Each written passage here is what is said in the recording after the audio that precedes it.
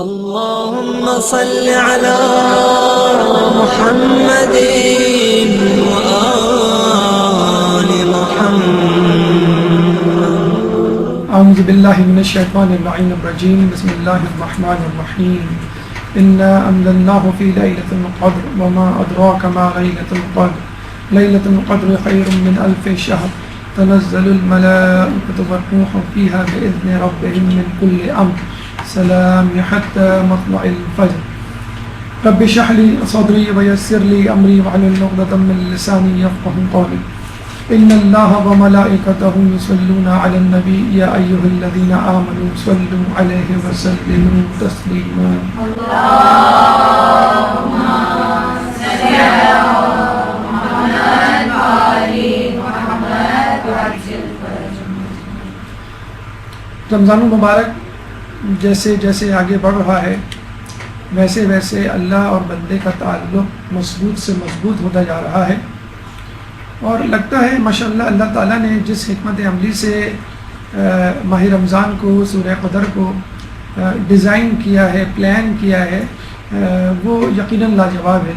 کہ جیسے ہم نے آپ کو پہلے بتایا تھا کہ ماہ رمضان سے پہلے شعبان اور رجب کے مہینوں میں روزوں کی تیاری، مستحب روزوں کی تاکید کر کے، پھر 15 شعبان اور 27 رجب کو شب قدر کی تیاری کہ آپ جاگیں، کیونکہ ابھی ماہ رمضان میں اگلے مہینے 2 مہینے بعد ایک رات آنے والی ہے. آپ نے نوٹ کیا ہوگا کہ جیسے جیسے رجب پھر شعبان پھر ماہ رمضان میں آپ قدم رکھتے ہیں تو آپ کا ٹیمپو بڑھتا جاتا ہے، آپ کی استقامت بڑھتی رہتی ہے، آپ کا لگاؤ، آپ کا خشوع و خضوع بڑھتا چلا جاتا ہے، اور آپ حل من مزید یعنی مزید میں چاہتا ہوں کہ مجھے مزید ملے، جسے کہتے ہیں نا دل مانگے مور ابھی، تو وہ والا معاملہ جسے کہتے ہیں کہ ہو گیا مومن کے ساتھ. مومن کہتا ہے کہ بس ابھی شب قدر آ جائے اور میں چاہتا ہوں کہ زیادہ سے زیادہ عبادت کروں. تو آپ نے دیکھا ہوگا پہلا عشرہ گزرتا ہے، پھر دوسرا عشرہ گزرتا ہے، اور جب آدمی اسٹیبل ہو جاتا ہے بھوک کی حالت کے حوالے سے، روزے کے حوالے سے، تو اللہ تعالیٰ دن کی عبادت کے ساتھ ساتھ رات کی عبادت کی ذمہ داری آپ پہ عائد کرنا چاہ رہا ہوتا ہے، اور وہی شب قدر. فرض نہیں ہے ماہ رمضان کی طرح، لیکن اتنی زیادہ تاکید، اتنی زیادہ فضیلتیں ہیں کہ گویا لگتا ہے کہ فرض ہے. اور بے وقوف ہے، بد نصیب ہے، بہت ہی جسے کہتے ہیں کہ بے وفا ہے وہ شخص، جاہل ہے وہ شخص جو شب قدر کی فضیلتوں کو جاننے کے باوجود اس سے روگردانی کرے اور اس میں جاننے کی زحمت نہ کرے، اپنے آپ کو مشقت میں نہ ڈالے. تو ماہ رمضان کے آخری عشرے میں یہ رات رکھی گئی ہے، اور عموماً اس کو اخفاء کیا گیا ہے، کبھی طاق راتوں میں بتایا گیا، اور کبھی 21، 19، 23 میں، اور کبھی 22، 21 اور 23 میں، اور کبھی 23 میں. لیکن بہرحال ڈیفینیٹلی ایکوریٹلی اور جسے کہتے ہیں پریسائسلی جو ہے اس کو پن پوائنٹ نہیں کیا گیا کہ یہی رات ہے بس اس میں جاگ لو، یہی شب قدر ہے. اور اس کی بھی انشاءاللہ ابھی وجوہات آئیں گی کہ ایسا کیوں ہے. تو چونکہ آپ نے نوٹ کیا ہوگا ہمارے جو پچھلے 2 دروس ہیں وہ قرآن کے حوالے سے تھے، ماہ رمضان کے حوالے سے، ان کی غلطیوں کے حوالے سے، ان کی فضیلتوں کے حوالے سے، حکمت عملی کے حوالے سے کافی دروس نیٹ پہ موجود ہیں. تو ہم نے سوچا اس دفعہ اپنا فوکس جو ہے وہ قرآن کو بنایا جائے. تو پہلا جو درس تھا وہ قرآن کا تعارف تھا، دوسرا درس قرآن اور سائنس تھا، تیسرا درس سورہ قدر کے پیغامات کے حوالے سے کہ پورا سورہ جو ہے اللہ تعالیٰ نے لیلۃ القدر کے لیے مختص کیا ہوا ہے. آئیے دیکھیے اللہ تعالیٰ سورہ قدر میں ہمیں کیا کیا پیغام دینا چاہتا ہے. ہماری گفتگو انشاءاللہ ان مندرجہ مراحل پر مشتمل ہوگی. پہلا مرحلہ تعارف، دوسرا فضیلت، تیسرا شان نزول، چوتھا مقدمہ، پانچواں تفسیر، چھٹا اہم نکات، کلام آخر. آئیے ان مراحل پہ ایک ایک کر کے گفتگو کرتے ہیں اور یہ جاننے کی کوشش کرتے ہیں کہ اللہ تعالیٰ نے اس سورہ قدر میں ہمارے لیے کیا کیا پیغامات رکھے. درود پڑھ دیں محمد والے محمد. اللهم صل على محمد وآل محمد وعجل فرجهم. اس سے پہلے تعارف، پہلا مرحلہ وجہ اسمیہ. ہر سورہ کا ایک نام ہے اور اس نام میں ایک وجہ پوشیدہ ہے. چنانچہ سورہ قدر کی وجہ یہ ہے کہ یہ مقدر کی رات ہے، تقدیر کی رات ہے، اپنی زندگی کو، اپنے نصیب کو بنانے کی رات ہے. مقام نزول بتلایا گیا آپ کو کہ کچھ سورہ مکی ہیں کچھ مدنی ہیں. اس سورہ کے حوالے سے مکی اور مدنی دونوں کا احتمال ہے، لیکن مکی سورہ ہونے کا زیادہ احتمال موجود ہے. موضوع اس کا شب قدر ہے. جو چھوٹی مختصر سورہ ہیں خصوصی طور پہ آخری پارے میں ان کا موضوع عموماً ایک ہی ہوتا ہے. چنانچہ سورہ قدر کا موضوع سورہ قدر جو ہے اس سورہ کا موضوع ہے. شب قدر اس سورہ کا موضوع ہے. 97 آیات ہے ترتیب پر اور اس میں کل 5 آیات ہیں. آئیے اس کی فضیلت کی طرف چلتے ہیں. ایک درود پڑھ دیجیے.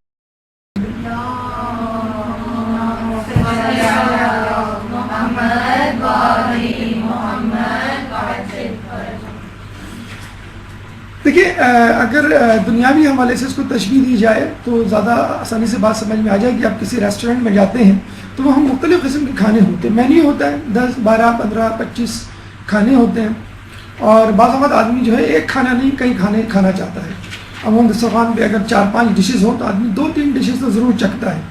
تو کچھ لوگ چاہتے ہیں ہم برگر بھی کھائیں ہم فرینچ فرائز بھی کھائیں ہم جو ہے اس کا جو رول ہے وہ بھی کھائیں. تو عموماً ہر چیز الگ الگ ہوتی ہے. ہر ایک کے الگ ریسیپی پلیٹ اور پیکیج ہوتا ہے. چنانچہ کچھ ریسٹورنٹ والے یہ کرتے ہیں کہ لوگوں کی مزاج طبیعت کو مد نظر رکھتے ہوئے وہ بذا اوقات ڈیل کی فارم میں 2-3 کھانے ایک ہی پیکیج میں کمبائن کر دیتے ہیں. انہوں نے ایک کھانے میں برگر بھی ہوگا رول بھی ہوگا اور آپ کے فرینچ فرائز بھی ہوں گے. تو اللہ تعالیٰ نے بڑی عجیب انداز سے ماہ رمضان کی تمام فضیلتوں کو اس سورہ قدر کی فقط تلاوت میں مرکوز کر دیا ہے. دیکھیں حدیث رسول ہے کہ جو شخص اس کی تلاوت کرے گا تو وہ اس شخص کی طرح ہوگا جس نے ماہ رمضان کے روزے رکھے اور شب قدر کو پا لیا. دیکھیں شب قدر کو پانا کتنا مشکل کام ہے. آپ نے سنا ہوگا کہ اس کا دن اس کا رات جو ہے متعین نہیں ہے. طاق آتے ہیں کچھ کہتے ہیں کہ نہیں طاق اور جفت دونوں پورا عشرہ. کچھ کہتے ہیں کہ پورا رمضان ماہ رمضان.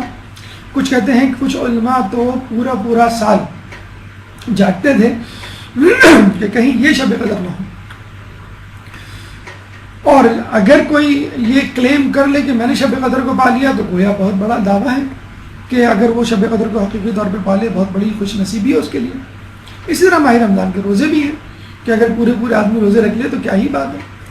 لیکن یہ دونوں چیزیں یعنی ماہ رمضان کے پورے روزے رکھنا اور شب قدر کو پانا بہت ہی کم لوگوں کو نصیب ہوتا ہے. اور پھر پانی کے بعد اس کا حق بھی ادا کرنا یعنی روزے کا حق ادا کرنا جیسا کہ ہے اور شب قدر کا حق ادا کرنا یعنی اعمال اور خوش و خضوع کا ادا کر کے تو بہت خال ہے بہت شاذ نادر ہے. بہت خوش نصیب لوگ بہت متقی پرہیزگار اس کو پا سکتے ہیں اپنی اصل روپ میں. تو کتنی عجیب حدیث ہے کتنی حیران کن حدیث ہے کہ جو شخص فقط تلاوت کرے گا اس سورہ کی. اب تلاوت ظاہر سی بات ہے ماہ رمضان کے علاوہ بھی ہو سکتی ہے. ماہ رمضان گزر جاتے ہیں یا گزرنے والے ہوتے ہیں تو مومن کے چہرے پر اداسی آ جاتی ہے. دل مغموم ہو جاتا ہے کہ رمضان گزر گیا اور ہم نے اس سے وہ برکتیں نہیں سمیٹنی جو سمیٹنی چاہیے تھی. اب ہم کیسے سمیٹیں.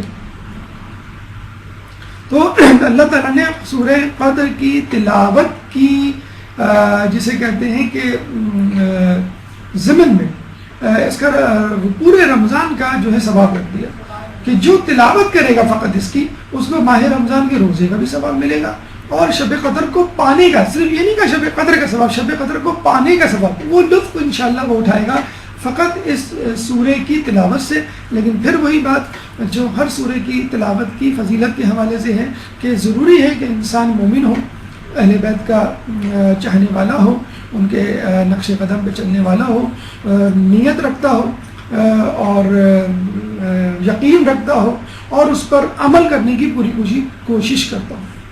ایک اور ڈیل اللہ کی طرف سے کہ جو شخص سورہ انا انزلنا کو بلند آواز سے پڑھے وہ اس شخص کی مانند ہے جس نے راہ خدا میں تلوار کھینچی اور جہاد کیا اور جو شخص اسے آہستہ اور پنہا طور سے پڑھے وہ اس شخص کی مانند ہے جو راہ خدا میں اپنے خون میں لت پت ہو. دیکھیے ویسے تو ہمارے یہاں نماز جہری ہے نماز سری ہے کہ فجر مغرب اور عشاء کی نمازوں میں سورہ فاتحہ اور اس کے بعد کی سورہ بلند آواز سے پڑھنی چاہیے مردوں کے حوالے سے اور اس کے علاوہ جو 2 نمازیں اس میں سری یعنی ظہر اور عصر. اور انسان کی یہ عادت ہوتی ہے کہ بعض اوقات وہ چاہتا ہے کہ تلاوت زور سے کرے اور بعض اوقات وہ چاہتا ہے کہ آہستگی سے کرے، اور کچھ لوگوں کی عادت ہوتی ہے مسلسل بلند آواز سے تلاوت کرنے کی، کچھ لوگوں کی عادت ہوتی ہے آہستگی سے پڑھنے کی۔ تو اللہ تعالیٰ نے لوگوں کا مزاج سامنے رکھتے ہوئے کہ کوئی اس مخمصے میں نہ پڑ جائے کہ اگر میں آہستہ پڑھ رہا ہوں تو شاید مجھے جو ہے وہ ثواب کم ملے، یا میں زیادہ زور سے پڑھ رہا ہوں تو اس میں دکھاوا ریاکاری نہ آ جائے۔ تو اللہ تعالیٰ نے دونوں کا ثواب الگ الگ رکھ دیا۔ جو بلند آواز سے پڑھے گا گویا اس نے تلوار کھینچی اور جہاد کیا، اور جو ہے آہستگی سے پڑھے گا وہ گویا خون میں لت پت ہوا، یعنی شہید ہوا۔ دیکھیے ہم میں سے کون ہے یہ جو دعویٰ کر سکتا ہے کہ ہم معصوم ہیں، میں معصوم ہوں، میں نے کوئی گناہ نہیں کیا؟ رمضان المبارک کے حوالے سے ہمیں ملتا ہے کہ بہترین عمل گناہ کا نہ کرنا ہے، گناہوں سے بچنا، یعنی کچھ کرنا نہیں، کچھ نہ کرنا۔ کتنا عجیب دیکھیں مذہب ہے، آپ کی انرجی کو سیو کر رہا ہے کہ کچھ کرنے سے کچھ نہ کچھ تو انرجی، ٹائم، توجہ آپ کی خرچ ہوگی، نہیں کچھ نہ کرنا، یعنی گناہوں سے بچنا۔ تو اگر رمضان المبارک میں بھی گناہ ہو جائے تو کتنا برا ہے انسان کے لیے کہ شیطان بند ہے پھر بھی گناہ کر رہا ہے۔ اور ہم میں سے کتنے لوگ ہیں جو کئی گناہ کر جاتے ہوں گے، لیکن پھر بھی بدترین شخص ہونے کے باوجود میں سمجھتا ہوں جو دیندار ہیں، مدرسے سے وابستہ ہیں، وہ 100-150 سے گناہوں سے زیادہ تو نہیں کرتے ہوں گے، 100 بھی نہیں کرتے ہوں گے۔ تو یہاں کہا جا رہا ہے کہ جو 10 مرتبہ سورہ انزلنا پڑھے گا وہ 1000 گناہ معاف کروائے گا۔ اس کا مطلب کیا ہوا؟ ایک سورہ انزلنا آپ کے 100 گناہ معاف کروا سکتی ہے۔ تو آدمی کو جب بھی یہ محسوس ہو کہ میں نے کوئی گناہ کیا ہے تو سورہ انزلنا پڑھ لے، اور کیا ہی اچھا ہے کہ انسان رات کو سونے سے پہلے سورہ انزلنا پڑھ کے سوئے کہ اگر ہم نے تقریباً 100 گناہ کیے تو وہ معاف ہو جائے۔ پھر امام فرماتے ہیں کہ جو شخص اس کو نماز فریضہ میں پڑھے گا اسے آواز پہنچتی ہے کہ تیرے سابق گناہ معاف ہو گئے۔ یہ تو ویسے ہی ہے تلاوت کا سبب۔ اور اگر آپ اپنی نمازوں میں یعنی فرض نمازوں میں پڑھیں گے تو آپ کے جو ہے وہ گویا تمام گناہ پچھلے معاف ہو گئے۔ پھر وہی بات کہ خشوع خضوع، یقین، توجہ اور عمل کی کوشش، جستجو کے ساتھ۔ اس کی تلاوت کرنے والا خیر البریہ کا ساتھی ہوگا، اور کیا ہی بہترین ساتھی اس کو ملا۔ خیر البریہ امیر المومنین حضرت علی ابن ابی طالب علیہ السلام۔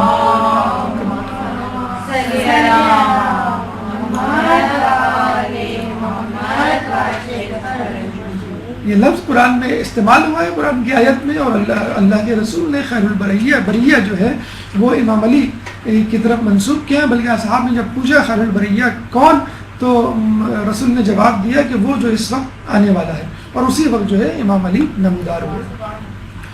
دنیاوی آفات سے بچاؤ، چاہے وہ نیچرل ڈیزاسٹرز ہو، طوفان ہو، بارش ہو، سیلاب ہو، جو ابھی کراچی میں قیامت خیز گرمی پڑی ہے وہ بھی کسی قدرتی آفت سے کم نہیں تھی، 1000-1500 لوگ جو ہے آپ کے اس آفت کی نظر ہو گئے۔ تو اگر کوئی شخص دنیاوی آفات سے بچنا چاہتا ہے تو وہ یہ سورہ پڑھے۔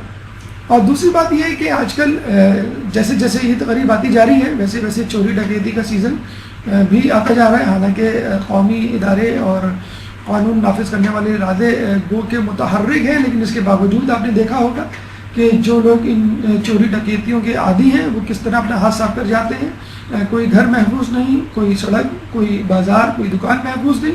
تو چنانچہ اگر کوئی چاہتا ہے کہ اس کا خزانہ یعنی تجوری، یعنی جو مال کما رہا ہے، آپ اپنے لاکر میں جو پیسے رکھتی ہیں، آپ اپنی الماری میں جو زیور رکھتی ہیں، آپ اپنے بینک میں جو پراپرٹی کے ڈاکیومنٹس رکھتی ہیں، تو یہ جتنے بھی جگہیں ہیں جہاں پہ آپ کی عمر بھر کی کمائی یا بہرحال مہینے بھر کی کمائی یا کوئی قیمتی چیز پڑی ہوئی ہے، تو اگر اس کے سامنے آپ یہ سورہ قدر پڑھیں تو انشاءاللہ وہ محفوظ رہے گی۔ اگر کسی خزانے کے دروازے پہ پڑھا جائے یعنی سورہ قدر کو، تو وہ خزانہ ہر برائی اور آفت سے محفوظ رہے گا، یہاں تک کہ مالک خود نکال لے۔ ایک اور جگہ فرمایا کہ اس سورہ کو بکثرت تلاوت کرنا ادائے قرض اور وسعت رزق کے لیے مؤثر ہونا منقول ہے۔ ہم میں سے کون ہے جو کسی نہ کسی طور پہ کبھی نہ کبھی قرض لینے پہ مجبور نہ ہو جاتا ہو، اور جب قرض لے لیا جائے جتنی آسانی سے قرض لیا جاتا ہے اتنی مشکل سے قرض کو لوٹایا جاتا ہے۔ وسعت رزق کے لیے مؤثر، اور وسعت رزق کون ہے جو یہ نہیں چاہتا اس کے رزق میں وسعت ہو، کون نہیں چاہتا اس کو بہتر سے بہتر نوکری ملے۔ تو یہ سورہ قدر جو ہے اپنی کوشش اور عملی جستجو جاری رکھے لیکن اگر سورہ قدر بھی پڑھے گا تو اس کو آخرت میں تو ثواب ملے گا، لیکن انشاءاللہ دنیا میں بھی اس کی روزی میں برکت ہوگی۔ خود گھر کی حفاظت، اگر آپ گھر کھلا چھوڑ کے جاتے ہیں یا ویسے بھی سوتے ہیں تو خوف ہوتا ہے کہ چوری ڈکیتی کے حوالے سے، تو سوتے وقت سورہ قدر کا 11 مرتبہ پڑھنا حفاظت کا موجب ہے۔ اگر آپ روزانہ 11 مرتبہ نہیں پڑھ پاتے کوئی بات نہیں، آپ اپنے گھر میں ڈیوٹیز لگا دیں، ایک مرتبہ امی پڑھ لیں، دوسری رات ابو، تیسری رات بہن یا بھائی، اس طرح تمام لوگوں کو روزانہ کی چوکیداری یا محافظ ہونے کا اعزاز مل جائے گا اور ثواب بھی مل جائے گا اس کے ساتھ ساتھ۔ ایک اور عمل ذرا مشکل عمل ہے، اگر ہو سکے تو کریں ورنہ کوئی بات نہیں، اور دوسرے عمل جو آپ کو آسان لگتے وہ بھی آپ کر سکتے ہیں۔ شب قدر میں نئے گھڑے میں پانی ڈال کر، گھڑے کی جگہ آپ چاہیں تو کوئی پیالہ لے لیں، اس پانی پر 30 مرتبہ سورہ قدر پڑھی جائے، اس گھڑے کو لٹکا دیا جائے، بس اس سے پانی بھی پیا جائے اور وضو بھی کیا جائے، اور کم شدہ پانی کا اس میں اضافہ کیا جاتا رہے تو باعث برکت ہے۔ یعنی آپ پانی پڑھ کے پھونک دیا، آپ نے پانی ڈال لیا، اس میں سورہ قدر پڑھ لیا آپ نے، اب اس میں سے ایک پیالہ نکال لیں اور وضو تھوڑا سا کر لیں، یا وضو جس سے کر رہے ہیں اس میں یہ پانی ملا لیں آپ، یا وضو آپ اس سے شروع کر لیں اور باقی آپ نلکے سے وضو کو کنٹینیو کر لیں، یعنی وضو میں جو پانی استعمال ہوا ہے اس میں تھوڑا سا پانی یہ والا بھی شامل ہو جائے۔ اس طرح غسل میں ایک چلو غسل آپ نے اس پانی کا ڈال لیا، باقی آپ اپنا غسل شروع کر دیں نلکے کے پانی سے یا فوارے سے یا بالٹی سے، لیکن اس پانی کو مکمل ختم نہ ہونے دیا جائے، یعنی جیسے ہی ختم ہونے والا ہو اس میں دوسرا پانی ملا دیں۔ آپ نے شاید یہ ہومیوپیتھک میں بھی پڑھا ہوگا، جو ہومیوپیتھک کی دوائیں بنتی ہیں وہ ڈائلیوشنل میتھڈ سے بنتی ہیں، یعنی دوا کو مزید ڈائلیوٹ کیا جاتا ہے اور اصل میڈیسن اس پانی سے نہیں نکالی جاتی، اور اس پانی ہی سے مزید جو ہے وہ دوا بنائی جاتی ہے، جیسے پانی ختم ہونے والا ہوتا ہے اس میں مزید پانی ایڈ کر دیا جاتا ہے۔ تو دیکھیں یہ ایک طریقہ جو ہے آج بھی طب میں رائج ہے، اور ہمارے امام بھی یہ طریقہ بتا رہے ہیں کہ پانی کی اپنی تاثیر ہوتی ہے۔ باقاعدہ ایک جاپان میں تجربہ بھی ہوا تھا کہ ایک پانی پہ جو ہے وہ سورہ یا آیت لکھی گئی اور ایک پانی میں کوئی اور جملہ لکھا گیا جس کا کوئی خاص معنی نہیں تھے، تو جو وہ پانی تھا وہ بہت عرصے بعد گندا ہوا، خراب ہوا، بلکہ خراب ہی نہیں ہوا کہ جس پر آیت یا سورہ لکھی گئی تھی۔ تو جو ہم چیزیں اپنے آس پاس دیکھتے ہیں ان چیزوں کے اثرات ہوتے ہیں، تو جو سورہ پڑھی جائے گی اس پانی پہ وہ پانی اس سورہ کے اثرات کو جذب کرے گا، اور جب پانی ختم نہ ہو چاہے تھوڑا ہی سا کیوں نہ رہ جائے اس میں مزید پانی ڈال دیں تو وہ اثرات تھوڑے والے پانی سے تمام پانی میں پھیل جائیں گے۔ ہم میں سے کون ہے جس کے دشمن نہ ہوں؟ مولا علی نے ایک دفعہ کسی کی نماز جنازہ پڑھائی، جب واپس ہونے لگے تو کسی نے کہا کہ بہت اچھا شخص تھا، اس کا کوئی دشمن نہیں تھا، تو مولا نے فرمایا اگر مجھے معلوم ہوتا تو میں اس کی نماز نہ پڑھاتا۔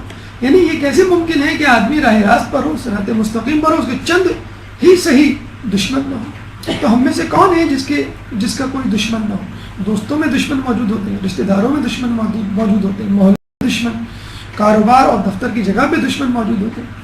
تو دشمن کے سامنے اگر آپ یہ پڑھ لیں سورہ تو آپ کو دشمن پر غلبہ ہوگا، کم از کم دشمن آپ کا کچھ بگاڑ نہیں سکے گا۔ بادشاہ اور حاکم وقت کے سامنے اس کو پڑھ کر جانا اس کی مغلوبیت کا باعث ہے۔ اگر دشمن کے سامنے جاتے ہوئے اس کو پڑھ کر جائے گا تو پڑھنے والا ظفریاب ہوگا۔ ایک اور سورہ غالباً آپ کو ہم نے بتلایا تھا، سورہ فیل کے بارے میں بھی ہے کہ اگر وہ دشمن کے سامنے پڑھی جائے تو دشمن پہ غلبہ حاصل ہوتا ہے۔ عموماً سواری پہ سوار ہونے کی دعا پڑھتے ہوں گے، سبحان الذی سخر لنا ھذا وما كنا له مقرنین۔ یہ پاک ہے وہ ذات کہ جس نے ہمارے لیے اس سواری کو مغلوب کیا۔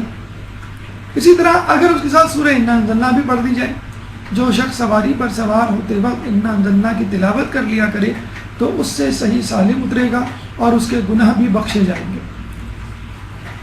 اگر کوئی چیز تقدیر پر سبقت کر سکتی ہے تو میں کہتا کہ انا انزلنا کا پڑھنے والا تقدیر پر سبقت کر سکتا ہے۔ دیکھیں تقدیر آپ کی شب قدر کو لکھی جائے گی، اور یہ آیت یہ سورہ اسی شب قدر سے متعلق ہے۔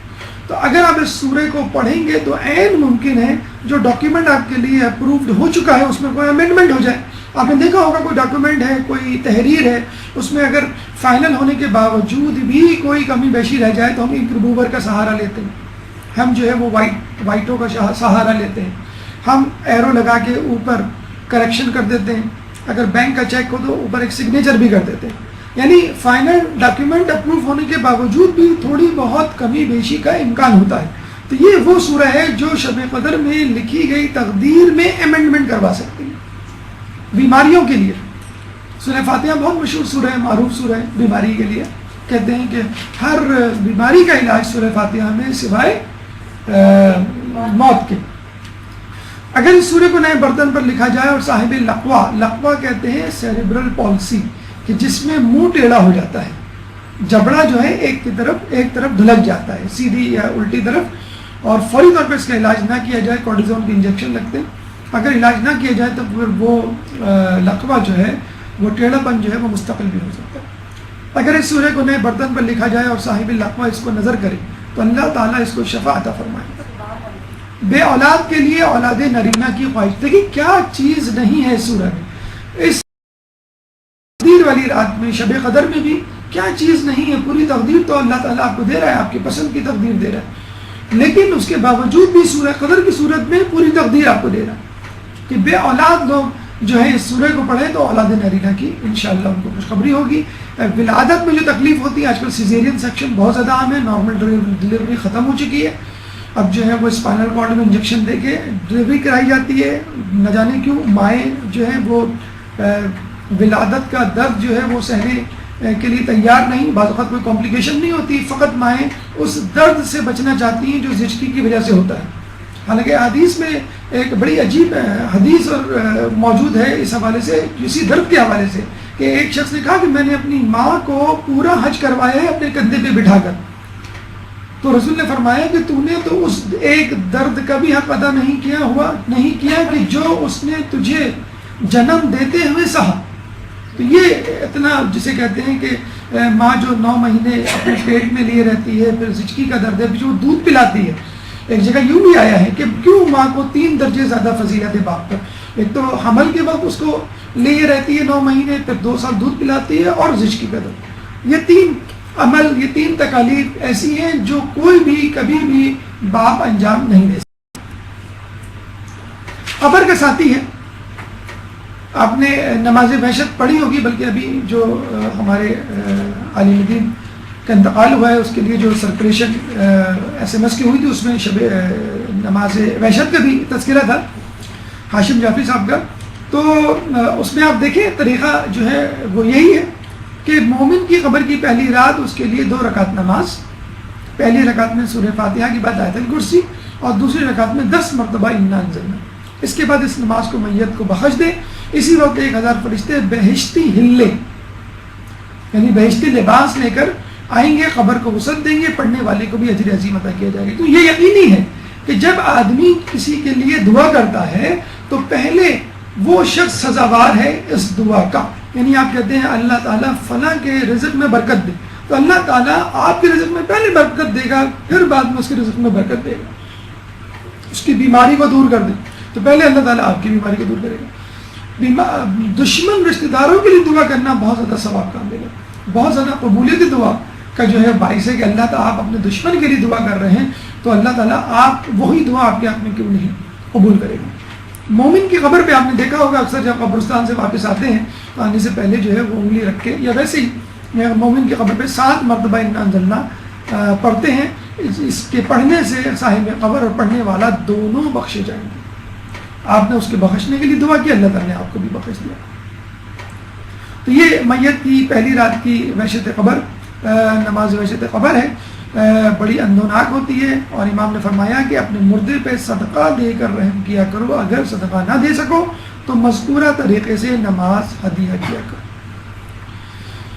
نماز ہدیہ والدین آپ نے سنا ہوگا کہ 10 مرتبہ ربنا اغفر لی ولوالدی وللمؤمنین یوم یقوم الحساب پہلی رکعت میں، اور پھر دوسری رکعت میں رب اغفر لی ولوالدی ولمن دخل بیتی مؤمنا وللمؤمنین والمؤمنات، اور پھر اس کے بعد رب ارحمہما کما ربیانی صغیرا 10 مرتبہ پڑھیں. یہ نماز والدین. اکثر ایک اور طریقہ جو چھٹے امام سے منقول ہے کہ اپنے والدین کے لیے نماز ہدیہ والدین اس طرح پڑھتے تھے کہ پہلی رکعت میں سورہ فاتحہ کے بعد انا انزلنا، اور دوسرے رکعت میں سورہ کوثر. خود بھی پڑھیں اور اپنے بچوں کو بھی نماز والدین کے لیے تاکید کریں. یہ جب بھی ہم نے بتایا کہ نماز فریضہ میں پڑھنے سے ایک ندا آتی ہے کہ تیرے پچھلے گناہ بخشے گئے، تو ہمارے آٹھویں امام امام علی رضا علیہ السلام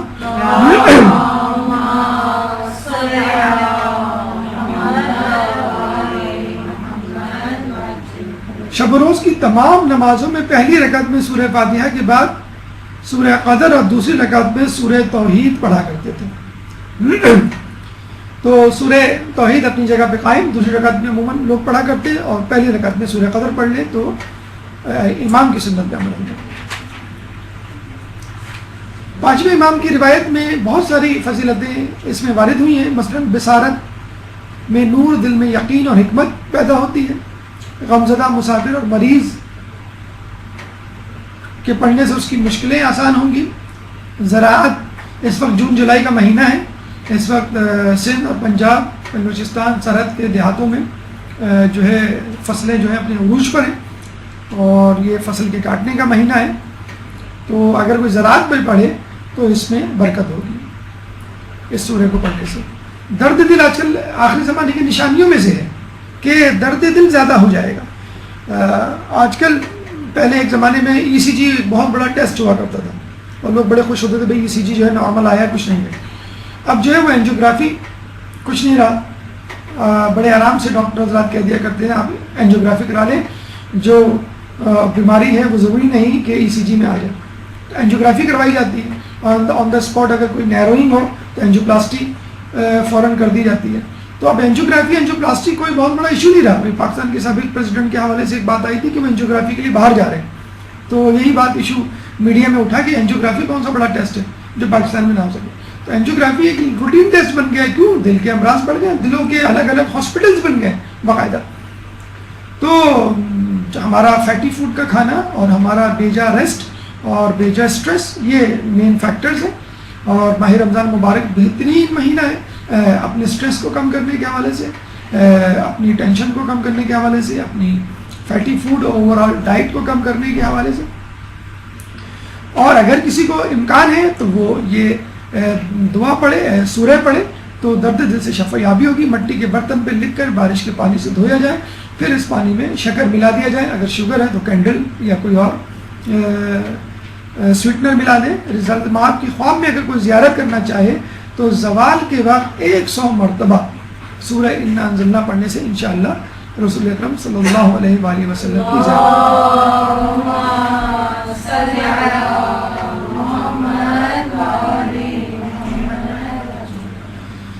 مولا کی روایت میں بلبا نٹ شیل باٹم لائن اس سورہ کے حوالے سے بہت خوبصورت انداز سے، بہت منتخب کلمات کے چناؤ کے حوالے سے اس روایت میں موجود ہے کہ سورہ قدر کو قرآن کا ثمر کہا گیا، قرآن کا خزانہ، فقراء کا خزانہ، کمزوروں کی مدد، تنگ دستوں کی کشادگی، مومن کی عصمت، نماز گزاروں کی ہدایت، قرآن کا سردار، علم کا سردار، قرآن کی زینت، عبادت گزاروں کا خیمہ، حضرت رسالت مآب کے بعد حجت. اتنا زیادہ ثواب، کوئی ایسا ثواب نہیں لگتا ہے کہ جو اس میں سمیٹ نہ دیا گیا ہو.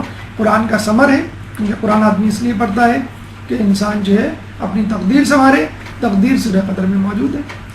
قرآن کا خزانہ ہے، قرآن کا خزانہ یہی ہے کہ انسان تزکیہ نفس کرے، اپنے آپ کو بہتر بنائے. سورہ قدر میں یہ خزانہ موجود ہے. فقراء کا خزانہ ہے، یعنی دولت. اس سورہ کو پڑھنے سے دولت اور وسعت رزق میں اضافہ ہوتا ہے، رزق میں اضافہ ہوتا ہے.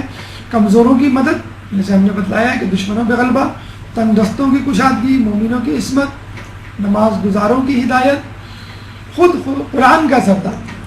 بہرحال اس میں تمام کم و بیش ثواب شامل ہو گیا ہے جو ایک مومن اپنے ذہن میں لا سکتا ہے. اب آئیے اس سورہ کے شان نزول کی طرف چلتے ہیں. ایک درود پڑھ دیجیے محمد والے محمد.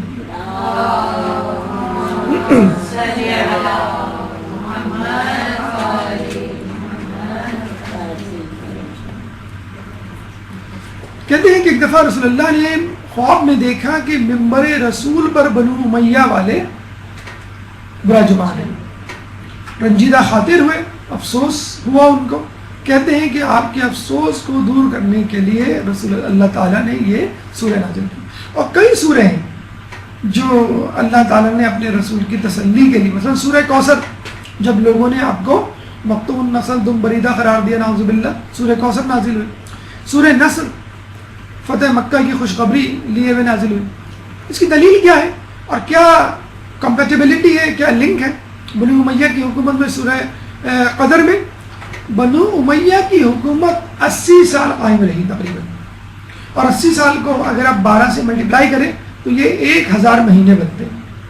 اور شب قدر میں بھی یہی ہے کہ یہ 1000 مہینوں سے بہتر ہے, اور اسی شب قدر کی فضیلت میں یہ سورہ نازل ہوئی. ایک اور بیک گراؤنڈ شان نزول, ایک دفعہ جب اصحاب کو پتہ چلا کہ بنی اسرائیل میں ایک شخص تھا جس کا نام تھا شمسون, 1000 مہینے تک لباس جنگ زیب تن کیا رہا. اسے کہتے ہیں نا کہ اگر خواتین زیور پہنے تو یہ ان کی زینت ہوتی ہے, اسی طرح مرد اگر ہتھیار باندھے اپنے جسم پر, لباس پر, تو وہ ان کی زینت ہوتی ہے. آپ نے پرانی موویز میں امیر مختار اور غریب طوس اور دیگر موویز میں دیکھا ہوگا کہ عموماً یہ مسلمان جو ہے وہ مرد جو ہے وہ تلوار جو ہے حمائل کیے رہتا ہے اپنے لباس میں. اگر وہ اس لباس کے میں یعنی تلوار کے ساتھ ساتھ اس زرہ کو بھی پہن لے جو میدان جنگ میں پہنی جاتی ہے, تو گویا وہ بالکل ہی تیار ہے مرنے کے لیے, یعنی وہ اس وقت اپنے آپ کو میدان جنگ میں تصور کر رہا ہے. تو جو تلوار نہ باندھے اس کو بزدل سمجھا جاتا تھا, جو تلوار باندھے اس کو بہادر, اور جو زرہ پہنے رہے اس کو تو بہت ہی بڑا بہادر. آپ نے شاید امیر مختار کی مووی میں دیکھا ہوگا, اس کا جو ساتھی تھا وہ ہمیشہ جو ہے وہ زرہ پہنے ہوئے رہتا تھا. خود امیر مختار بھی جب قیام کا انہوں نے جو ہے ارادہ کیا, تو 1000 سال تک زرہ پہنے رہنا بہت بڑا کمال ہے. مطلب لوہے کی زرہ آپ سمجھ لیں, اگر آپ کوئی موٹا لباس بھی پہن لیں, یہ جو لون کے اشتہار آتے ہیں وہ اسی لیے آتے ہیں کہ گرمیوں میں آپ پتلے کپڑے پہنیں. یہ جو موٹا لباس اگر کوئی پہن لے, مثلا کوئی سویٹر پہن کے گھومے, جیکٹ پہن کے گھومے, تو آپ اس کو کتنا بے وقوف آدمی کہیں گے. تو اگر کوئی شخص 1000 سال تک زرہ پہنے, وہ بھی لوہے کی, جو کہ گرمیوں اور سردیوں یکساں پہننا پڑے گی اس کو, تو گرمیوں میں اس کو کیا برا حشر ہوگا. لیکن بہرحال ایک بڑی فضیلت تو ہے, اللہ تعالیٰ اس کو اس کا صلہ تو دے گا کہ وہ اپنے آپ کو میدان جنگ میں جہاد میں محسوس کر رہا. تو ہاں, صحابہ نے بہت شدید خواہش کا اظہار کیا کہ کاش ہم بھی اس طرح 1000 سال تک میدان جنگ میں اپنے آپ کو محسوس کریں اور زرہ پہنے. لیکن ممکن نہیں ہے 1000 مہینے تک کہ پوری زندگی آدمی زرہ پہنے رہے. تو کہتے ہیں کہ اللہ تعالیٰ نے سورہ قدر نازل کی کہ جس کو پڑھ کے آپ 1000 سال کی عبادت, جہاد جو کہ عبادت ہے, اس کا ثواب پا لیں. اس کے علاوہ بنی اسرائیل کے 4 افراد تھے جنہوں نے 1000 مہینے تک ایک گناہ نہیں کیا. ہم یہاں کہتے ہیں کہ گناہ کے بغیر ہم زندگی کیسے گزاریں. روایتوں میں آیا ہے کہ آخری زمانے میں جب انسان گناہ نہیں کرے گا تو غمگین ہوگا, جس دن گناہ نہیں کرے گا غمگین ہوگا. اور یہ اب تقریباً وتیرہ بن چکا ہے. جس دن آپ ٹی وی نہ دیکھیں آپ کو لگتا ہے کہ دن ہی نہیں گزرا, بڑا موڈ اور بڑا بورنگ ڈے.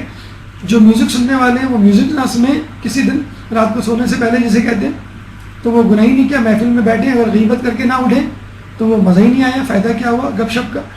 تو بنی اسرائیل کے 4 افراد نے 1000 مہینے تک کوئی گناہ نہیں کیا. شاید آپ کو پہلے بھی بتایا ہو کہ بنی اسرائیل میں اگر کوئی 30 سال تک 1000 مہینے تک ترک گناہ کیا, 30 سال تک اگر کوئی گناہ نہیں کرتا تھا تو بادل کا سایہ اس کے اوپر آ جاتا تھا. یہاں 80 سال تک انہوں نے ترک گناہ نہیں کیا. تو آپ اندازہ لگا لیں. پھر صحابہ نے شدید خواہش کا اظہار کیا کہ کاش ہم بھی ایسے ہوتے, لیکن ممکن نہیں ہے. تقریباً اس چھوٹی سی زندگانی میں جو آپ 57 ایئرس پاکستان میں جو ایوریج ایج ہے 60-70 سال کی زندگی میں, کیسے آدمی 1000 مہینے تک جو ہے پورا مکمل طور پہ اپنے آپ کو روزے میں یا عبادت میں گزارتا ہے. روایتوں میں آیا ہے کہ اگر کوئی شخص خوش اخلاقی کا مظاہرہ کرے تو بالکل ایسا ہی ہے جیسے اس نے دن میں روزے رکھے اور رات میں شب بیداری کی. کتنا آسان طریقہ ہے دن بھر رات بھر اور عمر بھر عبادت میں گزارنا. تو جب یہ 4 افراد کا سنا تھا صحابہ جو ہے بڑے قسم سائے, تو اللہ تعالیٰ نے سورہ کو نازل کیا کہ اس سورہ کو پڑھو اور تمہیں بنی اسرائیل کے ان نوجوانوں, ان عابدوں, ان مجاہدوں کیا جو ہے وہ ثواب مل جائے گا جو 1000 سال تک 1000 مہینے تک جو ہے وہ زرہ پہنے رہے اور 1000 مہینے تک انہوں نے کوئی گناہ نہیں کیا. یہ جو اس کا پس منظر تھا، شان نزول تھا. اب آئیے سورہ کے حوالے سے چند مقدماتی باتیں پھر اس کی تفصیل انشاءاللہ. ایک درود پڑھ دیں محمد والے محمد. اللهم صل على محمد وآل محمد. سورہ قدر کے پیغامات. دشمن خدا ہے وہ شخص جو زیادہ کھاتا ہے اور جو زیادہ سوتا ہے. خدا نے کسی کو یہ نہیں کہا کہ جو نماز نہیں پڑھتا وہ گنہگار ہے، جو روزے نہیں رکھتا وہ گنہگار ہے، یعنی وہ اللہ کا دشمن ہے. جو جہاد نہیں کرتا وہ اللہ کا دشمن ہے. کس کو کہا؟ جو زیادہ کھاتا ہے، جو زیادہ سوتا ہے. حالانکہ کھانا ایک طبعی امر ہے، فطری بات ہے، بلکہ لازمہ حیات ہے. اس کے بغیر کیسے زندہ رہ سکتے ہیں آپ؟ اسی طرح سونا یہ بھی آپ کی لازمہ حیات ہے. اگر آپ نہ سوئیں تو مر جائیں گے. 40 دن تک آدمی زندہ رہ سکتا ہے اگر نہ کھانا نہ کھائے، اور 10 دن تک زندہ رہ سکتا ہے اگر آدمی نہ سوئے. تو آپ نے دیکھا کہ سونا اور کھانا دونوں کتنے ضروری ہیں، اور اللہ تعالیٰ انہی دونوں چیزوں کو کم کروا رہا ہے. آپ کا کھانا بھی کم کیا، وہ ایک الگ بات ہے. ہم جو ہے تلے ہوئے ہیں کہ ہمیں وہی 2500 کیلوریز لینی ہے جو ہم شعبان اور رجب میں لیا کرتے تھے. اگر ہم نے دن میں نہیں کھایا تو کیا ہوا؟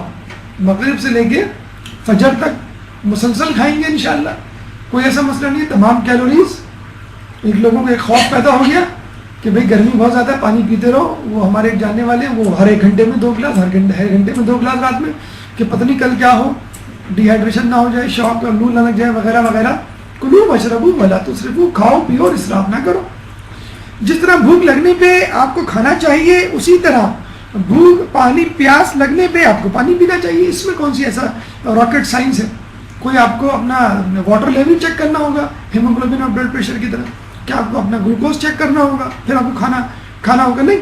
بھوک ایک جبلت ہے، فطرت ہے، غریزہ ہے کہ جب آپ کو لگے، جب آپ کی توانائی میں کمی ہوگی، جب کھانا جسم میں کم ہوگا خود بخود بھوک لگ جائے گی. اس طرح پانی، جب آپ کا جو ہے واٹر لیول کم ہو جائے گا، جسم میں ڈی ہائیڈریشن ہوگی، خود بخود آپ کو پیاس لگے گی. زیادہ کھانا اور زیادہ سونا دونوں جو ہے اللہ کے دشمن بنانے کے لیے آپ کو تیار کرتے ہیں. لیکن افسوس کے ساتھ کہنا پڑتا ہے کہ جن 2 چیزوں کے لیے اللہ تعالیٰ نے ہمیں اس ماہ رمضان سے نوازا، یہی 2 چیزیں آج کل مومنین کر رہے ہوتے ہیں. آپ جو ہے وہ سحری کے بعد سوئے، پھر ظہر میں اٹھے، پھر ظہر پڑھی، پھر سوئے، پھر افطار میں اٹھے، ٹی وی دیکھا اس کے بعد، پھر رات میں پھر سوئے. تو جن کی چھٹیاں ہیں، یا خواتین عموماً، یا وہ لوگ جو دفتر سے جلدی گھر آ جاتے ہیں چھٹیاں لیے ہوئے ہیں، عموماً دیکھا یہ گیا ہے کہ وہ اپنا گھر کا ٹائم یا تو ٹی وی میں فضولیات جو پروگرامات آ رہے ہیں ان کو دیکھ کے، جن کا کوئی سر پیر نہیں، جو سراسر آپ کو لہو و لعب اور گناہ کی طرف لے جا رہے ہیں، وہ دیکھتے ہوئے گزارتے ہیں یا سوتے ہوئے. تو خدارا ان 2 چیزوں کو ٹارگٹ رکھیے، کن 2 چیزوں کو؟ کہ رمضان میں کم کھانا ہے اور کم سونا ہے. ہمارے ایک دوست ہیں، انہوں نے جو ہے وہ ڈائٹ پلان بنایا، تو ماہ رمضان میں ڈائٹ پلان بنایا، تو وہ ماہ رمضان کھایا کرتے تھے وائٹ چھولے جو ہوتے ہیں، سفید چنے، وہ بھگو کے، اور وہ بھی جسے کہتے ہیں کہ وہ باقاعدہ مرچیں اور چٹنی وغیرہ ڈال کے نہیں، سادے. اس بندے نے پورا مہینہ ایسا گزارا، نہ سحری نہ کھانا، فقط افطار میں ایک بول ہوتا تھا، پیالہ، اس میں چنے ہوتے تھے، اور ماشاءاللہ کیا ویٹ ریڈیوس کیا.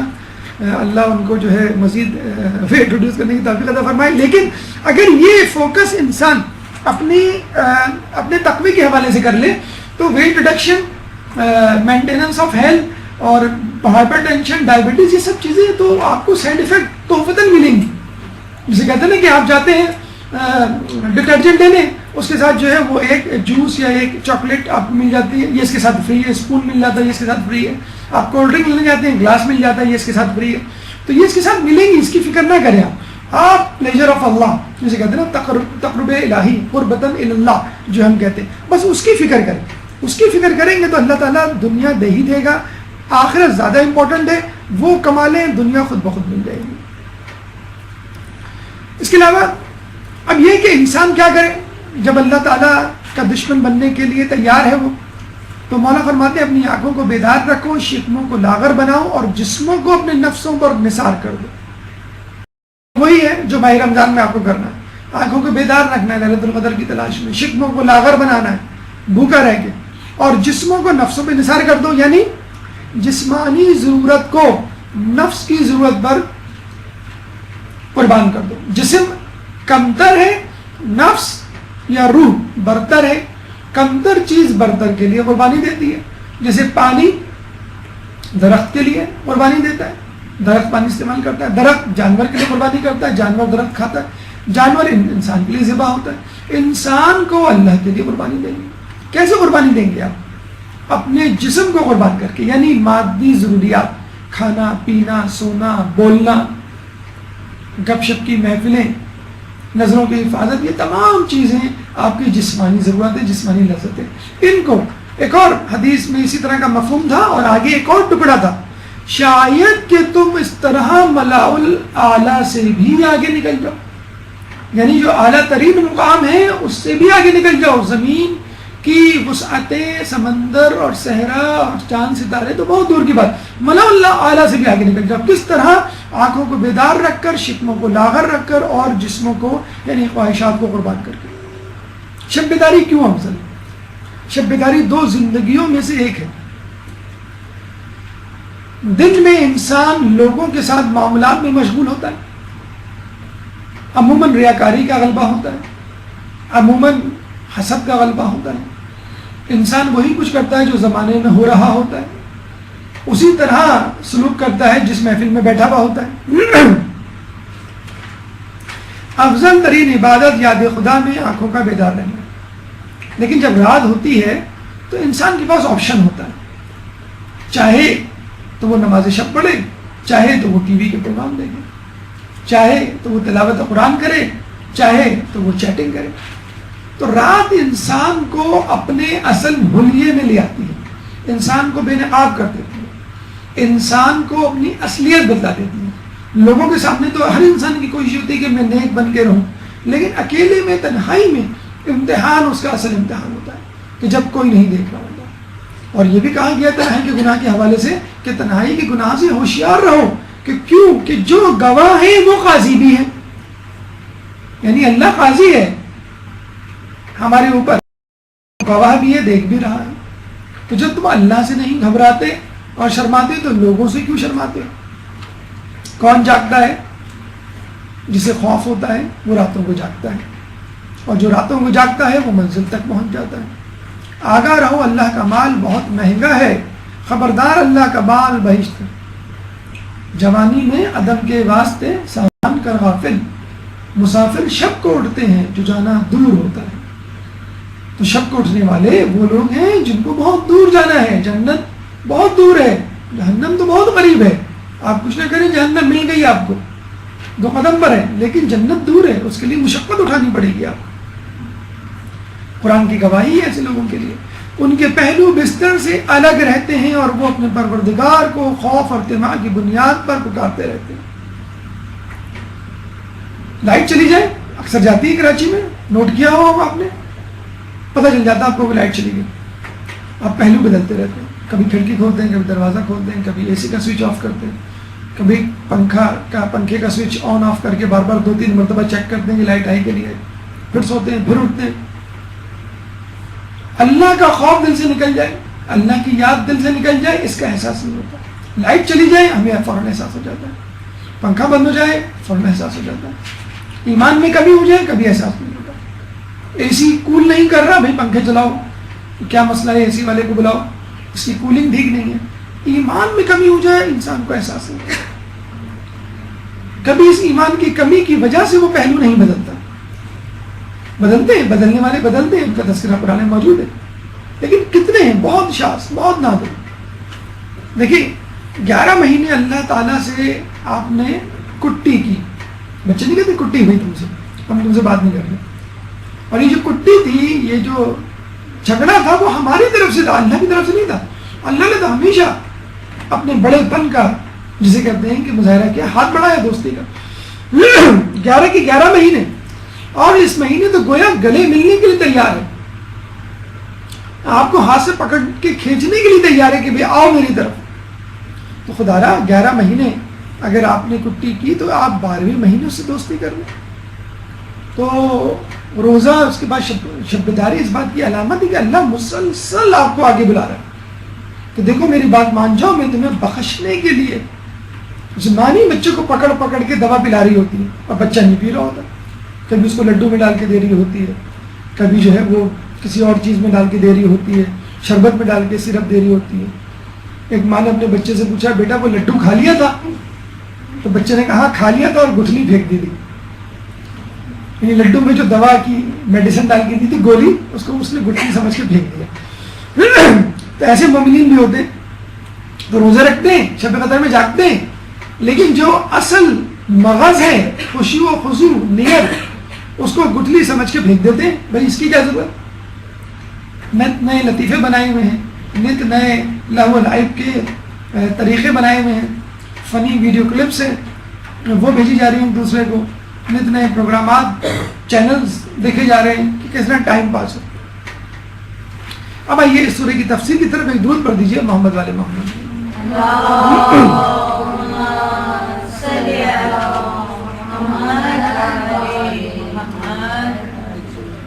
بسم اللہ الرحمن الرحیم. شروع اللہ کے نام سے جو نہایت مہربان اور رحم کرنے والا ہے. سورہ کی ابتدا بسم اللہ سے جو ہر سورہ کا جز ہے ہمارے ہاں.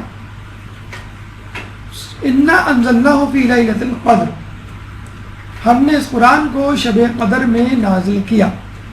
انا یعنی بے شک، انزلنا نازل کیا، اور انزلنا کا مطلب ہے ایک ساتھ نازل کیا، تنزیل کا مطلب ہے بتدریج نازل کیا. ایک ساتھ نازل کرنے کی گواہی سورہ بقرہ 185 میں اللہ نے دی ہے. شہر رمضان الذی انزل فیہ القرآن ھدی للناس. 183 ماہ رمضان مبارک کے لیے یا ایھا الذین آمنوا کتب علیکم الصیام کما کتب علی الذین من قبلکم لعلکم تتقون. اس کے فوراً بعد 85 میں شہر رمضان الذی. ماہ رمضان وہ مہینہ ہے جس میں قرآن نازل کیا گیا جو لوگوں کے لیے ہدایت ہے. اس کا مطلب کیا ہوا کہ قرآن ایک ساتھ نازل ہوا. ایک اور جگہ سورہ دخان آیت نمبر 3 میں اللہ فرماتا ہے انا انزلناہ فی لیلۃ مبارکۃ انا کنا منذرین، کہ جسے ہم نے مبارک رات میں نازل کیا ہم ہمیشہ سے ڈرانے والے تھے. یہاں بھی انزلنا کا لفظ استعمال ہوا. اس کا مطلب یہ ہوا کہ قرآن دفعی یعنی ایک دم نازل ہوا ان آیات کی روشنی میں. کس طرح؟ قلب پیغمبر پہ نازل ہوا ایک ساتھ. اس کا مطلب کیا ہوا کہ رسول اللہ قرآن کے تدریجی نزول سے پہلے واقف تھے. اب یہاں سوال یہ پیدا ہوتا ہے کہ اگر ایک ساتھ نازل ہوا تو وہ جو وحی آتی تھی اور رسول کہتے تھے کہ مجھ پہ وحی آئی ہے، فلاں آیت اتری ہے، یہ آیت قرآن میں شامل کر دو، تو پھر وہ کیا ہوتا تھا؟ اگر ایک ساتھ نازل ہوا قرآن تو رسول اللہ نے مکمل قرآن کیوں نہیں دے دیا اپنے ساتھیوں کو؟ تو اس سوال کا جواب کہ کیا رسول قرآن کے تدریجی نزول سے پہلے سے واقف تھے؟ جی ہاں. رسول لوح محفوظ کے علاوہ جو خدا کا مخفی علم ہے کے سوا دوسرے تمام علموں سے آگاہ ہے. سورۃ طٰہٰ 114 میں اللہ فرماتا ہے وحی کے نازل ہونے سے پہلے قرآن کے بارے میں جلدی نہ کیجیے. دلیل اس لیے ہے کہ رسول پہ قرآن نازل ہو گیا تھا لیکن وہ تھوڑا تھوڑا کر کے اصحاب کو بتلایا کرتے تھے. دوسری مرتبہ قرآن یعنی دوسری جگہ کہاں نازل ہوا رسول کی قلب کے علاوہ؟ بیت المعمور، وہ خانہ کعبہ جو ایگزیکٹلی خانہ کعبہ جو زمین پر ہے اس کے اوپر ہے آسمانوں میں. اس مبارک رات سے مراد شب قدر جس میں خدائے بزرگ و بدر نے قرآن کو ایک ہی مرتبہ بیت المعمور کی طرف نازل کیا، پھر 20 سال کے عرصے میں رسول پاک پر تدریجی طور پر نازل ہوا. یہ بالکل ایک کلیئر کٹ ڈیسیجن ہے کہ پہلے رسول پہ نازل ہوا پھر آہستہ آہستہ 20 سال کے عرصے میں رسول پاک پر.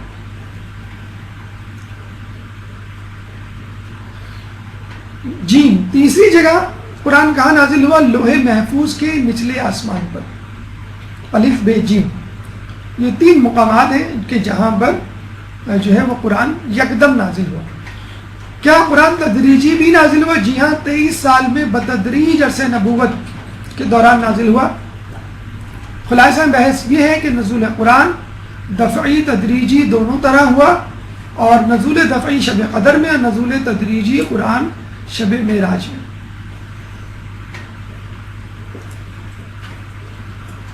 دفعی شب قدر میں، اور نزول تدریجی یعنی قرآن کا نازل ہونا جو شروع ہوا شب معراج سے، اور ایک دم شب قدر میں بھی نازل ہوا۔ انزلنا مکمل طور پہ نازل ہونا، تنزیل یعنی تھوڑا تھوڑا کر کے نازل ہونا، یعنی قرآن دونوں طریقے سے نازل ہوا، ایک دم بھی اور آہستہ آہستہ بھی۔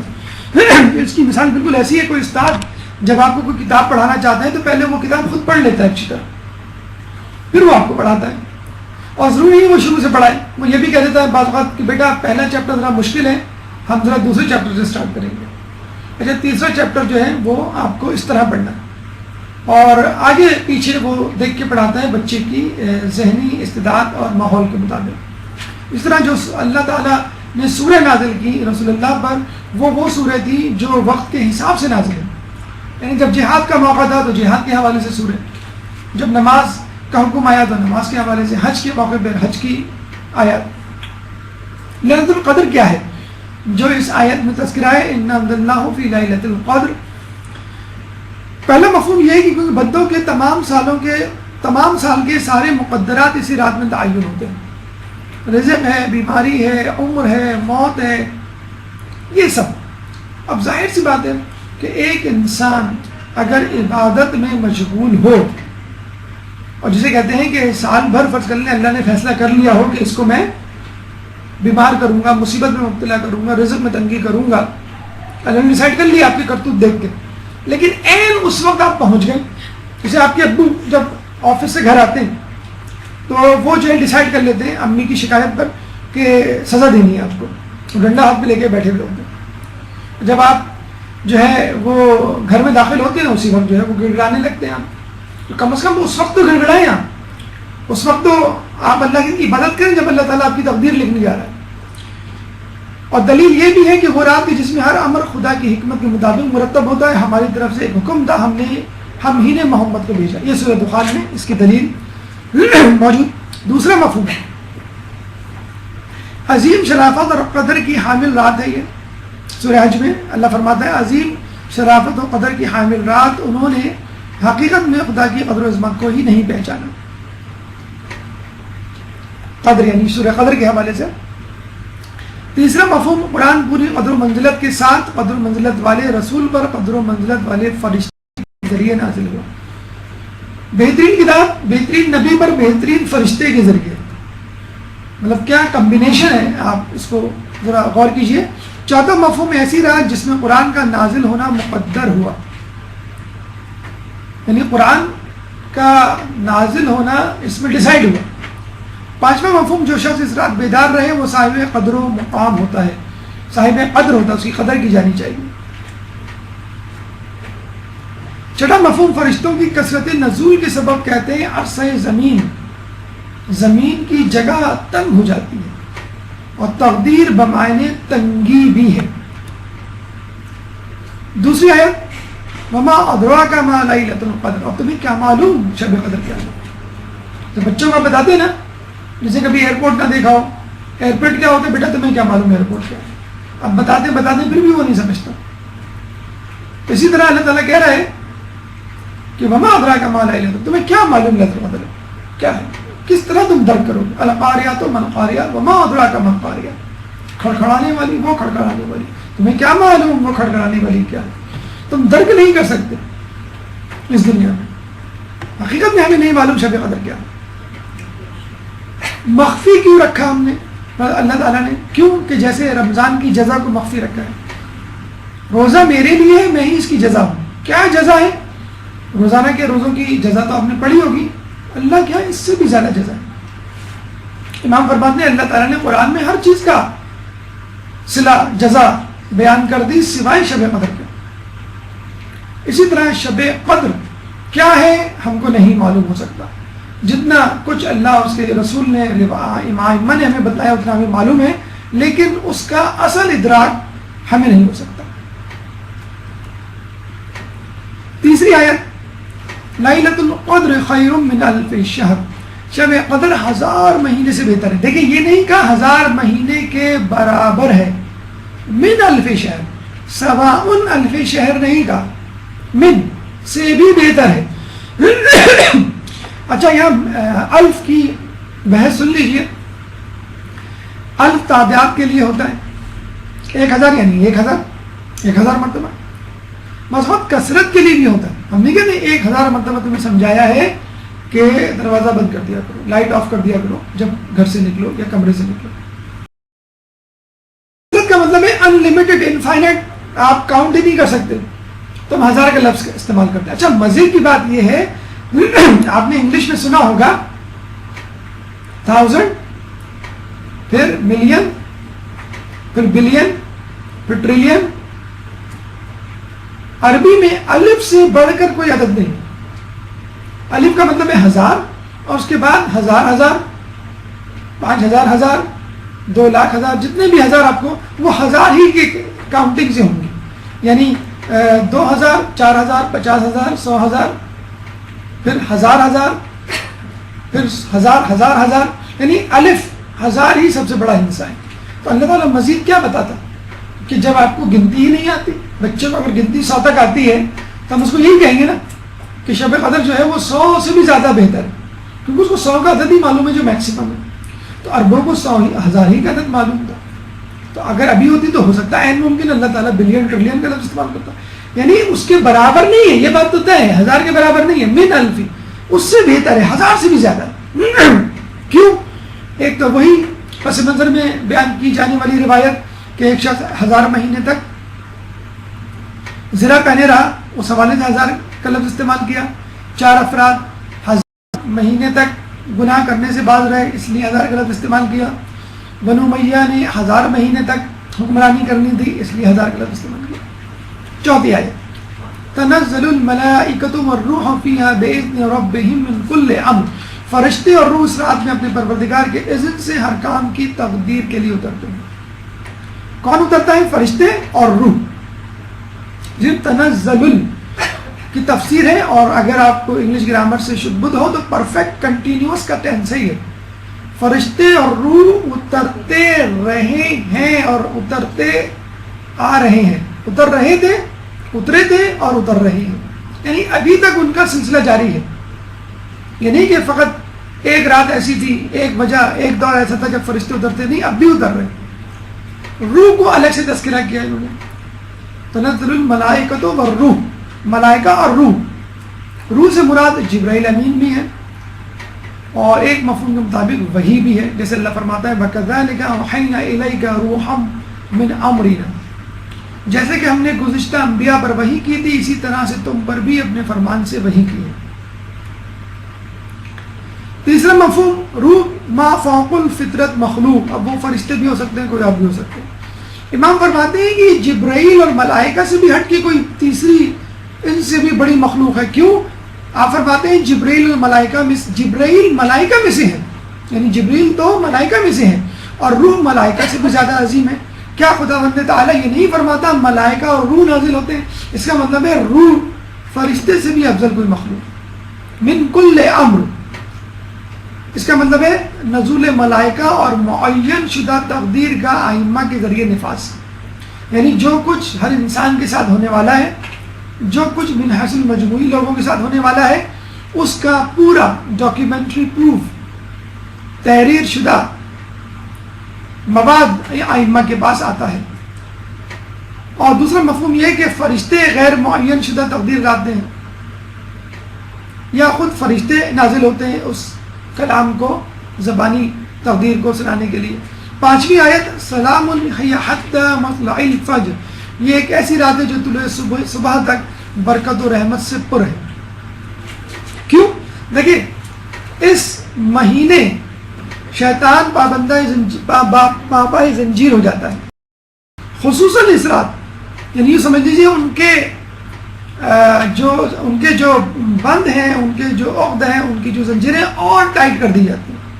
سالم اور سلامت رات گویا ایک تاکید, مزید ضمانت انسان کے لیے کہ تم خوب لگ کے اور جم کے عبادت کرو, کوئی تمہارے آگے پیچھے دشمن نہیں. اور یہ ایک سلام, فرشتوں کا سلام بھی ہے جو وہ ایک دوسرے پر کرتے ہیں, مومنین پر کرتے ہیں, پیغمبر اکرم پر اور معصوم جانشینوں پر کرتے ہیں. اور یہی سلام سورہ ہود میں بھی آیا ہے وَلَقَدْ جَاءَتْ رُسُولُنَا إِبْرَاهِيمَ بِالْبُشْرَى قالوا سلاما قال سلام. اور ابراہیم کے پاس ہمارے نمائندے بشارت لے کر آئے اور آ کر سلام کیا تو ابراہیم نے بھی سلام کیا. کہتے ہیں کہ ابراہیم علیہ السلام کو اس سلام کی لذت عمر بھر محسوس ہوتی رہی جو فرشتے نے ان کو کیا. دو عالم سے کرتی ہے بے گانا دل کو، عجب چیز ہے لذت آشنائی. کہ جس شخص کو فرشتوں سے ملاقات کا تجربہ ہو جائے، نماز میں خشوع و خضوع پیدا کر کے اللہ سے ملاقات کا تجربہ ہو جائے تو واقعی وہ اس لذت کو نہیں بھولتا. اور یہی فرشتوں کا سلام تھا کہ جس نے ابراہیم کے لیے آتش نمرود کو گلزار بنا. تو کیا شب قدر میں مومنین پر جو فرشتوں کا سلام ہوتا ہے اس سے آتش جہنم کو سرد نہیں کیا جا سکتا، لیکن اس کے لیے ضروری ہے کہ جو دنیا کی آتش ہے یعنی آزمائش، اس میں آپ کو کودنا پڑے گا اس طرح کہ آپ کا دامن گناہوں سے نہ جلے. بے خطر کود پڑا آتش نمرود میں عشق، عقل ہے محو تماشائے لب بام ابھی. فرشتوں کا طواف. امام سے کسی نے پوچھا کہ کیا آپ کو اندازہ ہو جاتا ہے کہ یہ شب قدر ہے؟ امام نے کیا خوبصورت جواب دیا، ہم کیسے نہ جانیں گے جبکہ فرشتے اس رات ہمارے گرد طواف کرتے ہیں.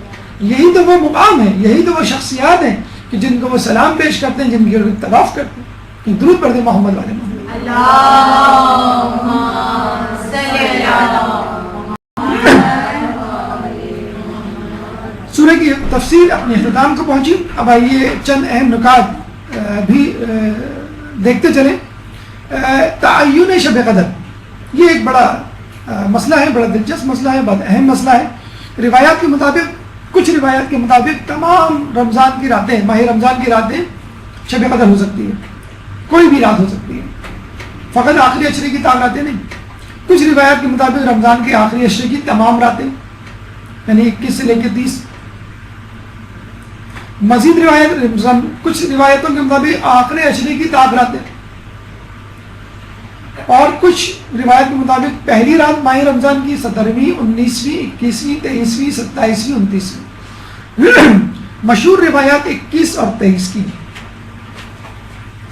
مثلا فعل رسول یہ ہے کہ ماہ رمضان کے آخری عشرے کی تمام راتوں کو رسول اللہ جاگا کرتے تھے. اور ہمارے چھٹے امام کا قول ہے کہ شب قدر 21ویں یا 23ویں شب ہے. کسی نے اصرار کیا تو امام نے جواب دیا، اس چیز کے لیے جسے تو چاہتا ہے 2 راتیں کس قدر آسان ہے. یعنی کہ تم 2 راتیں بھی نہیں جاگ سکتے.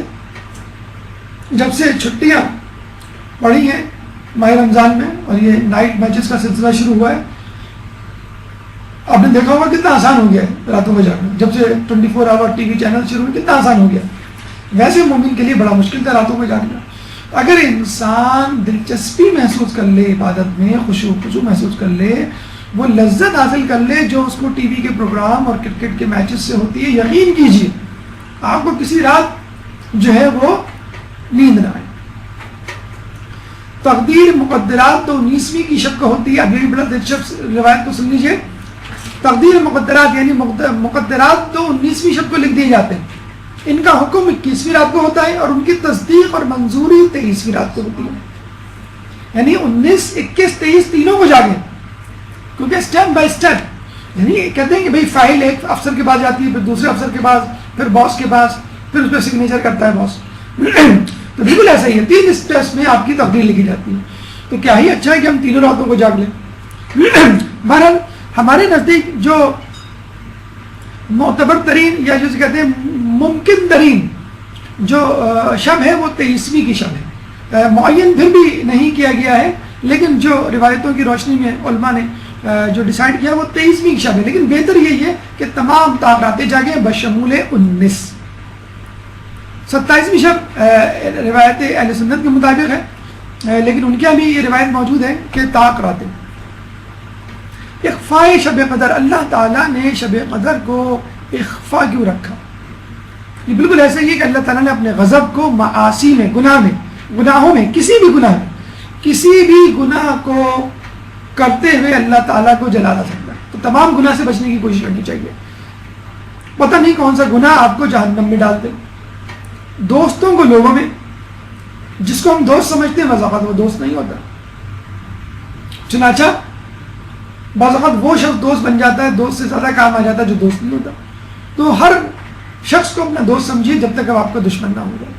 اسم اعظم کو اپنے اسما میں، اسم اعظم اگر کسی کے پاس آ جائے تو وہ بہت بڑے کام کر سکتا ہے، معجزات کرامات اس کے ہاتھ میں رہتا ہے. آصف برقیہ کے پاس ایک اسم اعظم تھا، تو وہ ملکہ بلقیس کا تخت اس کے محل سے سلیمان علیہ السلام کے محل تک پلک جھپکتے ہوئے لے آیا تھا. اور ہمارے امام کے پاس 72 اسم اعظم ہوتے ہیں. تو آپ دیکھ لیجئے آصف برقیہ کے معجزے کرامات میں اور ہمارے امام کے معجزے کرامات میں کتنا فرق ہوگا. اور کل 73 اسم اعظم. قبولیت دعا کو جمعے کے پورے دن میں کسی بھی وقت کسی بھی ساتھ، تو بہتر ہے کہ پورا جمعہ آپ ورد کرتے ہوئے گزاریں. موت کو کسی بھی وقت میں اگر معین ہو جائے، موت آپ کو 60 سال میں آئے گی تو 49 سال 11 مہینے 29 دن آپ گناہ کریں گے اور آخری دن آپ تصویر لے کے بیٹھ جائیں گے اور اپنے آپ کو بخشوا لیں گے. تو موت کا خوف نکل جائے گا. آپ دیکھ لیجیے ایک حادثہ ہو جائے، آپ کا دل اچھل کے حلق میں آ جاتا ہے کہ اگر ہم اس جگہ ہوتے تو ہمارے ساتھ کیا ہوگا. علامات شب قدر آپ کو معلوم کرنی ہے تو کچھ علامات ہیں جو علماء نے منقول کی ہیں. ستارے عام راتوں سے زیادہ چمکدار ہوں گے. شہاب ثاقب بے شمار ہوں گے. شہاب ثاقب وہ ستارے ہیں جو کہ ٹوٹ کے گرتے ہیں، نظر بھی آتے ہیں بعض اوقات لوگوں کو. اور ہمارے یہاں کہا جاتا ہے کہ جب شیطان کوئی سن گن لینے جاتا ہے اللہ کے پاس تو فرشتے اس کو ستاروں سے مارتے ہیں اس کو بھگانے کے لیے. اور یہ عین ممکن ہے شب قدر میں، کیونکہ تقدیر لکھی جا رہی ہے. جیسے پیپر چیک ہوتے ہیں، ایگزامنر پیپر چیک کر رہا ہو یا پیپر بنا رہا ہو تو شیطان چاہتا ہے کہ معلوم کر لوں غیب کا علم تاکہ لوگوں کو اپنے علم سے معروف کروں. شمس بمثل قمر، یعنی سورج جو ہے وہ قمر کی طرح ہوگا. آب چاہ شیریں، یعنی کنویں کا پانی میٹھا ہوگا چاہے وہ کھارائی کنواں کیوں نہ ہو. موسم گرما خنک، موسم خنک گرم، یعنی سردی کا موسم ہوگا تو وہ دن سردیوں کے مقابلے میں گرم محسوس ہوگا. اور اگر گرمیوں کا موسم ہوگا تو وہ شب گرمیوں کے مقابلے میں ٹھنڈ محسوس ہوگی. گزشتہ امتوں میں شب قدر نہیں تھی. یہ رسول کی امت کی برکت ہے، یہ رسول کی امت کی بہت بڑی قدردانی ہے. اللہ کی طرف سے خدا نے میری امت کو شب قدر عطا کی. گزشتہ امتوں میں سے کسی کو بھی یہ نعمت نہیں ملی تھی. شب قدر 1000 مہینے سے بہتر ہے مگر عبادت کے ساتھ. کچھ لوگ کہتے ہیں کہ بھئی ہمیں رات کو سونا ہی سونا ہے، یا فرض کر لیں اس دن کوئی ایسی ایمرجنسی ہو جائے یا جاب ضروری ہو کرنا تو آدمی کیا کرے اگر پوری رات نہ جاگ سکے. تو امام فرماتے ہیں رات کے پہلے حصے میں سو لینے میں کوئی امر مانع نہیں ہے، اور اس کے بعد عبادت میں مشغول ہو جاؤ. یعنی سائنس بھی یہی کہتی ہے کہ انسان کا جو سونے کا ہارمون ہے میلاٹونن ہارمون، وہ شروع میں خارج ہوتا ہے اور اس کے بعد رات کے آخری حصے میں درمیانی حصے میں کم ہوتا چلا جاتا ہے. تو اگر آپ جو ہے وہ شروع کے حصے میں سو جائیں، یعنی افطار کر کے نمازیں پڑھ کر 1 گھنٹہ 2 گھنٹہ اگر بہت زیادہ نیند ہے اور آپ کو معلوم ہے کہ بھائی اگر میں نے نہیں سویا، اگر میں نہیں سوئی تو میں مسلسل جاگنے کی وجہ سے شاید 1-2 گھنٹہ عبادت کر پاؤں گی پھر سو جاؤں گی. تو اول شب سے بہتر ہے آخری شب یعنی رات کے دوسرے حصے میں جاگنا اور عبادت کرنا. قرآن شب قدر میں کیوں؟ اس لیے کہ قرآن کائنات کے امور کا تعین کرتا ہے اور شب قدر انسانوں کے امور کا تعین کرتا ہے. دونوں تقدیرات کے لیے بنائی گئی. ایک اہم نقطہ لوگوں کے ذہن میں سوال آتا ہے، جیسے آغا آیت اللہ خوئی آیت اللہ سستانی کے حوالے سے راتیں مختلف ہیں تو کیا کریں. تو اصل میں شب قدر ایک رات ہے جو گھومتی ہے. یعنی فرض کر لیں ابھی جو ہے پاکستان میں 5 بج رہے ہیں تو کینیڈا میں اس وقت 5 بج رہے ہوں گے رات کے، امریکہ میں 4 بج رہے ہوں گے رات کے. تو شب قدر وہاں ہے اور اس کے بعد شب قدر جو ہے 12 گھنٹے بعد یہاں آ جائے گی. تو وہ ایک سایہ ہے، جیسے ایروپلین آپ نے دیکھا ہوگا کبھی آپ کے گھر کے اوپر سے گزرے تو اس کا سایہ گزرتا ہے. اگر ایروپلین انچولی سے گزر رہا ہے تو پہلے انچولی پہ سایہ ہوگا، پھر جو ہے وہ بولٹن مارکیٹ، پھر سمندر، پھر اس کے بعد دبئی، پھر دوسرے شہر، دوسرے ممالک. تو اسی طرح شب قدر بھی ایک سایہ ہے، سمجھیں ایک نور ہے، ایک برکت کا سفر ہے جو چل رہا ہے دنیا کے ایک حصے سے دوسرے حصے کی طرف. ہوتی ایک ہی مرتبہ ہے لیکن مختلف جگہوں پر مختلف اوقات. کلام آخر دیکھ یاد رکھ لیجئے کہ پیش منظر پس منظر اور پردہ غیبت تینوں الگ الگ چیزیں ہیں۔ پیش منظر یعنی جو کچھ ہو رہا ہے ہمیں نظر آ رہا ہے ہمارے آس پاس کے ماحول میں، ٹی وی پہ، میڈیا پہ، محفلوں میں، وہ سب عوام الناس کے لیے ہے، اس پہ کان نہ دھریے۔ پس منظر کو دیکھیے کہ کی اصل حقیقت کیا ہے۔ یہ کھیل لہو و لعب کے پروگرامات سے آپ کو ماہ رمضان کی فضیلت نہیں پتہ چلے گی، درس و دروس سے پتہ چلے گی، قرآن پڑھنے سے پتہ چلے گی۔ تو پس منظر خواص الناس کے لیے ہوتا ہے، اور پردہ غیبت جو نظر ہی نہیں آتا، اپنے وقت پر نظر آئے گا، اس سے پہلے نظر نہیں آ سکتا، وہ مقربین کے لیے۔ تو جو جتنا غیبت پہ یقین رکھے گا، پس منظر پہ یقین رکھے گا، اتنا ہی اللہ سے قریب ہوگا۔ اور جو سامنے کی چیزوں پہ یقین رکھے گا، یعنی سحری اور افطاری اور اس کے مینیو میں کھو جائے گا، تو اس کے لیے شب قدر اور ماہ رمضان کی برکتیں نہیں۔ تو جو پیش منظر ہے وہ دھوکہ ہے، جو پس منظر میں ہے وہ حقیقت ہے، اور جو پردہ غیبت میں ہے وہ حق ہے۔ اللہ تعالیٰ سے دعا ہے کہ جو کچھ پڑھا سنا اس پہ عمل کرنے کی توفیق عطا فرما۔ اگر کوئی سوال اس موضوع سے متعلق آپ کے ذہن میں ہو تو آپ کر سکتے ہیں، سوالات سے پہلے صلوات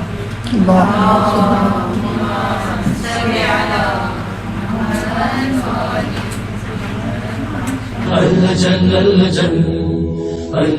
اللہ جل یا مولا اللہ جل اللہ جل اللہ جل اللہ جل اللہ جل اللہ جل اللہ جل یا صاحب السماء اللہ جل اللہ جل اللہ جل